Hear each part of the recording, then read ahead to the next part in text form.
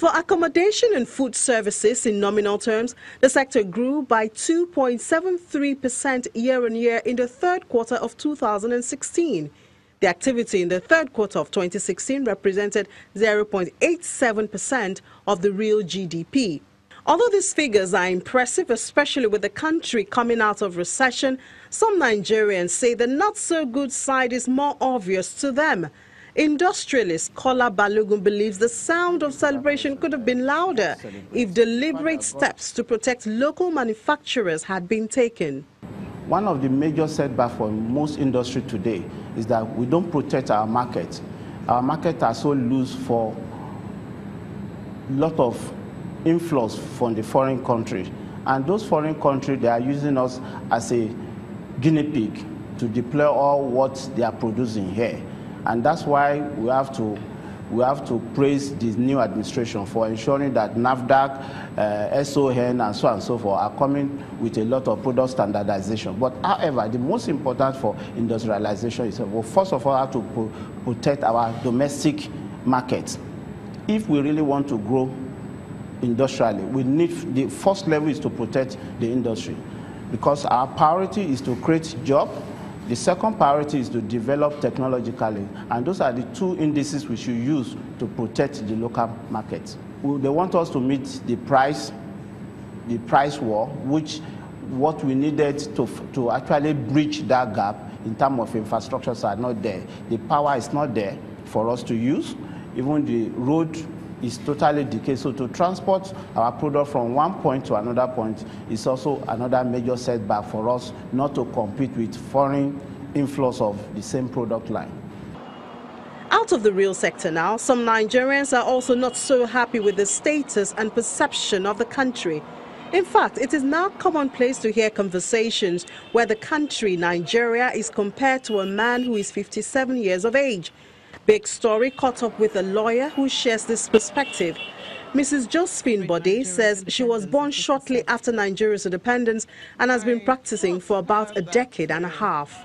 If you have a 57-year-old man, or woman for that matter, the person must have had children.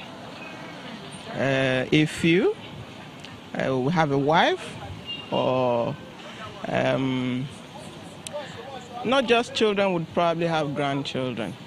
And for you to have a wife and have a home, children and all, you must be able to manage yourself, your family, and your resources to be able to maintain the peace that is required to keep that home.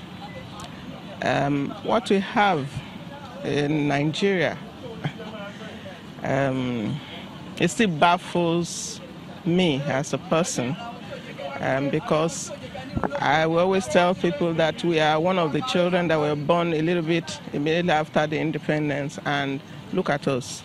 We're not doing badly. So what is wrong with our country? I mean, our dreams, our aspirations and all that are just, day by day, it's like you are living for today. Not that you have a dream that you think will come to pass, but you still dream anyway. There was a time in this country they will have development plans. We don't hear about those these days. We have budgets. At the end of the year, the budget is not substantially carried out. The things that the people of old, attach importance to are no more. For instance, education. In the Western region, you used to have free education. It is as a result of free education that a lot of people went to school then. And these people that went to school then are the ones that are whoever you can think of in this country. Where do we have it today?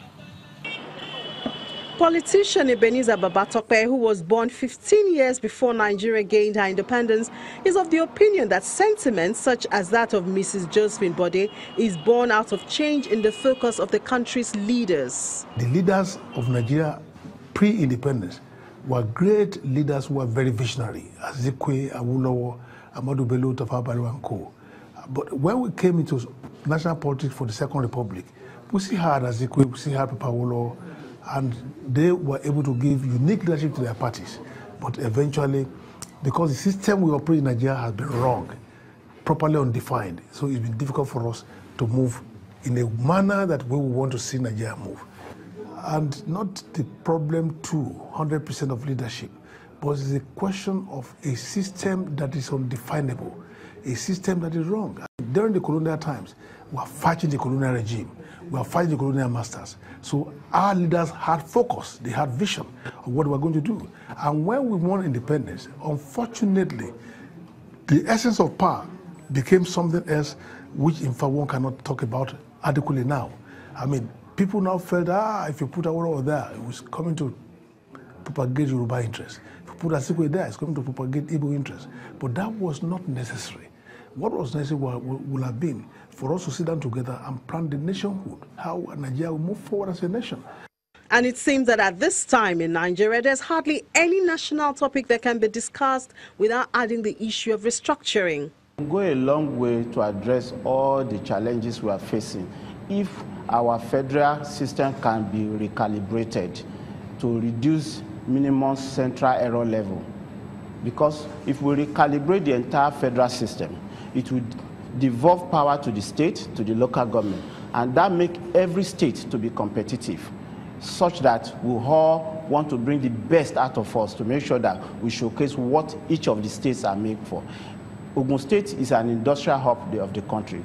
If more power are devolved to Ogun State, they will be able to bring out the best in them.